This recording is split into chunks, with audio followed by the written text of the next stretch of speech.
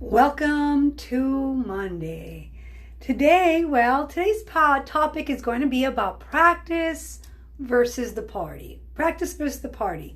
This weekend, I had the pleasure to actually be out in Venice Beach, California, where about 10 years ago, I started my business. And it's just a delight. So many magical moments. Anytime I feel down, I go take a walk at Venice Beach Boardwalk, which is usually about 3 to 6 miles. And I feel so great because you see, in life, I really believe that in life, when you devote yourself to practice than partying, you see the magic happening on the other end. You see, I've been going to Venice Beach, California since I was 9 years old. And I remember watching when I was walking towards the boardwalk, I remember like being mesmerized with all the bodybuilding, the gymnasts, everyone that was in really great shape. And I aspired to look like these people. I was like, one day I will love to come to Venice Beach. I want to be like Arnold. I want to be like that lady. They all looked really strong and they all looked beautiful. People were always exercising. And I went there every year. My father was a big fishing person. He loved to fish, and so we would actually go to the beach.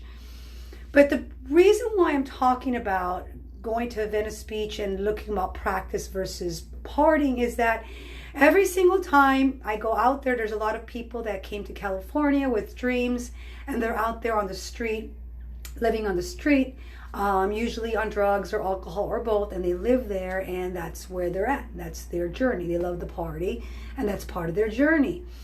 And I remember in college, my first year in college, I decided to stop drinking and stop partying because a lot of my friends were getting DUIs, were getting pulled over. I just got a car, Prelude, 1991 Prelude, and I didn't want to spend $20,000 that I didn't have because a lot of my friends were getting DUIs.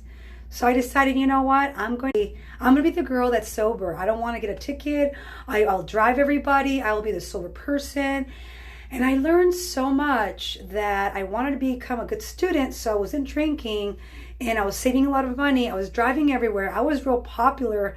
Nobody believed me. I would go to the bar. I'm like, I'm the sober person. They're like, really? And they would give me alcohol for free. So I started detoxing in college because I didn't want to spend $20,000. I would party, don't get me wrong, but I would give myself 6 months, 3 months, 2 months. I started detoxifying. And I realized that I was actually becoming a better student. I became 90 to 99% of my class. I was getting A's and B's. I was going 10 weeks of school, and then I would have 1 week off. So I was learning how to have more practice than partying. And I realized a lot about myself. And one summer, I went to go see a wonderful band called, not Oasis, but they played Santa Monica, and they were doing a actual live concert. I went out there, I was actual sober, and they started playing a guitar. Santa Monica, he goes, before I play this song, I want to let you know that I was here in heroin on the streets of Santa Monica, and I slept here. I'm back 10 years later. I am sober now, and I'm playing the Santa Monica song. And it was like real surreal because I was cleansing, I was detoxifying. I heard a song. I had been partying, but that time I was cleansing, and I realized I was walking down Santa Monica, Venice. I started seeing dreams come true while dreams crashed. And so today's topic is it's better to practice versus the party. When I was 17, 18, I loved to party, and I didn't do good in school. I didn't do good grades. And my mom's like, you always want to party, learn to practice, learn how to devote yourself. And I wasn't a good student at all. I barely finished high school. But in college, I started detoxifying and stopped drinking, and I started doing better. I became part of the top percent, and I was getting stronger, and I was getting my abs. I was getting the shape that I wanted to, because I was never able to say no to alcohol because I didn't have the self-esteem. I didn't have the self-worth. And when I did drugs and alcohol, it gave me the second hope. But what I realized is that when I started working out and started taking care of myself, I already had self-esteem. I had confidence. So going back this weekend and seeing my good old friend Chris Elliman. He's an artist, and I was walking down with my husband, and I met him about 7 years ago. I just finished at a Spartan meet with a few clients of ours, and I was actually running down and I was thinking of ideas, and I ran into Chris. He had a picture-in-picture Benjamin Franklin. And I truly believe that Benjamin Franklin was one of the most amazing humanitarian. I think he was the yogi of the time, always educating. He had the 10 years bestseller. He made an almanac so people can actually live and thrive in our community. So I like Benjamin Franklin. I'm a fan, so I stopped and I looked at him. And he had Benjamin Franklin, all these wonderful pictures. And I was like, oh, dude, can you do me a favor? And can you do like superheroes, like Wonder Woman? And he's like, yeah. And I felt like his energy going down. He's like, yeah, somebody was supposed to be here and someone didn't show up. I go, you're the artist, right? He's like, yeah. I'm like, dude, people are always going to not show up, but you're here. You're the one that matters, and you're the artist. And I was excited. I set up time. We met with my husband. And then next thing you know, within a weekend, I had my Wonder Woman superheroes. And within these four walls, we changed. I connected with Chris. He made me feel wonderful. I took care of him. I helped him out. I set him up. And then as soon as I was done, I'm always about like helping my sister and brother out. I'm always referring people because I want everyone to thrive. And when you have love and harmony, you want to help everybody, that's what I wanted to do. So I said, hey dude, let's do a referral. Let's take a picture so let's tell the world that you're an amazing artist. He's like, oh, thank you, sweetheart. I am fully booked. I don't need no more referrals, but thank you. You're so kind. But if you ever decide you want help, I have about 250 clients. I'll put you right in the front because you have some positive vibes, and I really like you, and you treat people with kindness and a lot of focus. That's really wonderful. I'm like, yeah, I've always been like that. Thank you. You too. And in the world of the circle of drums, there's a book that says that find the drum beat in your heart. Hello, Miss Shelley. Hello, Andrew. It says find the circle of people, the women and men that have the same drum beat like yours. And that's what I aspire to be. And I just posted a story about this weekend about mental illness, learning to have a little more emotion over intelligence, systems over willpower, because we're not 100%. I've dabbled with drugs and alcohol, and I had friends before methamphetamines, before drugs. They were amazing. But drugs are so powerful and they're so delicious, they can end your life. I mean, we hear it all the time. So how do we practice versus the party? How do we devote ourselves? You know what? You have to have such a strong reason why you want to be in shape. You want to be able to say no to the chocolate cake and yes to the shake. And the only reason I've ever stayed in shape is that I've always been active. I always planned a party. I always prepared myself to work out. And when I was 20 to 40 years old, I was looking for Mr. Right, Mr. Right, Mr. Right. I kept getting Mr. Right nows. But the better I looked and feel, the higher the caliber I got. I got top shelf. I believe there was something better, and there was something better. I found the husband, the man of my life. I think he's the most beautiful, good-looking man ever.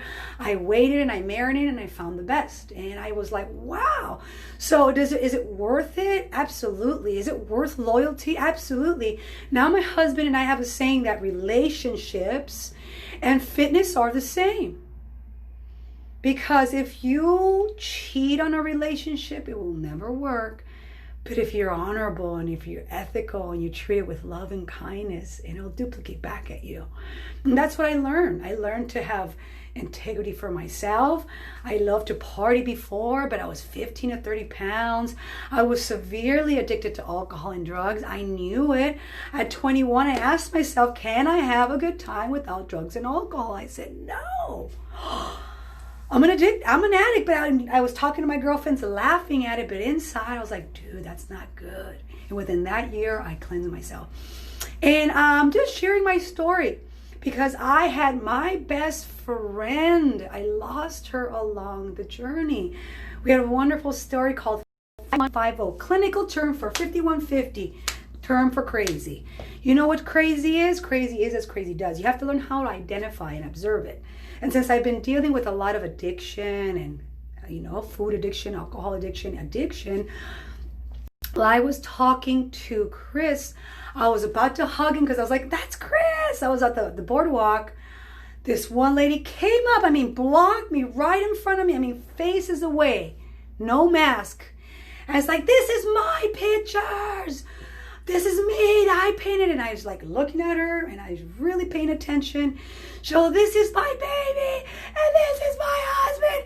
And she's like bawling in front of me and Chris. And I was like, I stepped back. I realized this lady loved to party and still in the party. And I just stepped aside. I realized she had a mental illness or disorder. Not here to judge. But I needed to talk to my friend Chris, who helped me, and I helped him bond. And we were bonding. And I don't care who was around us.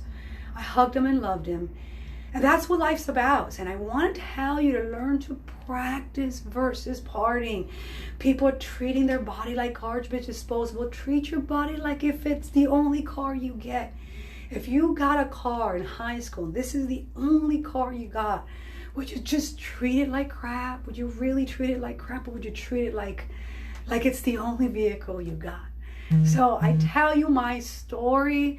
I tell you what I've gone through. I love alcohol and drugs so much, but I saw so many of my friends. I lost a lot of my friends. I can't even be my friends' friends anymore because they're still there right now in the darkness.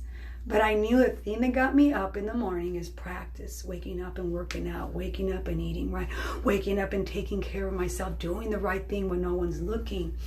Because that's what it's about, integrity. And I stand here in my office at the end of my day and I'm like, what can I share? Hi, Sela. What can I share? That you know what? Today you're going to have one choice. The salad or the soda. Waking up on time or waking up late. Working out or not working out. It's one choice. But just try to practice and try to get better every day. I want to get better at me because the better you get at you, the less back pain and joint pain you live in. You tend to live with integrity and it's exciting because I walk with my husband on Venice Beach Boulevard and I walked in Santa Monica, and if I had to compete in a national competition, I would place. I'd like, look, honey, right now, if I had to go in right now, they threw me in the go get a bikini. Would you get on there? I would place. My body's in shape. I feel good. I'm not here to impress you, but they're closed. But I know I feel confident inside that I felt wonderful. It's like, wow, it was because my whole life I've been practicing. I've been practicing doing right. If I get angry, I turn the sad ass to a badass. From a sad girl to a savage. It's not easy for anyone, but willpower and a system. Emotion over intelligence. Practice over party. 50 to 60% of the world is in pain. Heavily medicated. What's controlling you? Is it the social media? Is it the TV? Is it the alcohol? Is it the drugs? Is it constant looking at Facebook? What's controlling you? Learn to tame the beast. Say, I'm going to do the right thing when no one's looking. I'm going to get the body I deserve. I'm going to finally start saving. I'm going to finally go on that road. Whatever it is, take a chance. Believe in yourself. Right here, number one, learn to practice more, right, than party. And my mom always told me that. And I tell my mom, I'm so sorry I wasn't a good listener. But I really wanted to have a good time, and I partied in high school. And I saw my high school teacher after the 20-year reunion. He's like, you haven't changed, Sandoval. You haven't changed, but you're always ditching. I said, you know what? I didn't know. I had a lot of adrenaline. I love boys. I love the party. I love drugs, rock and roll, sex and rock and roll, right? That's California. I didn't know how to control the beast.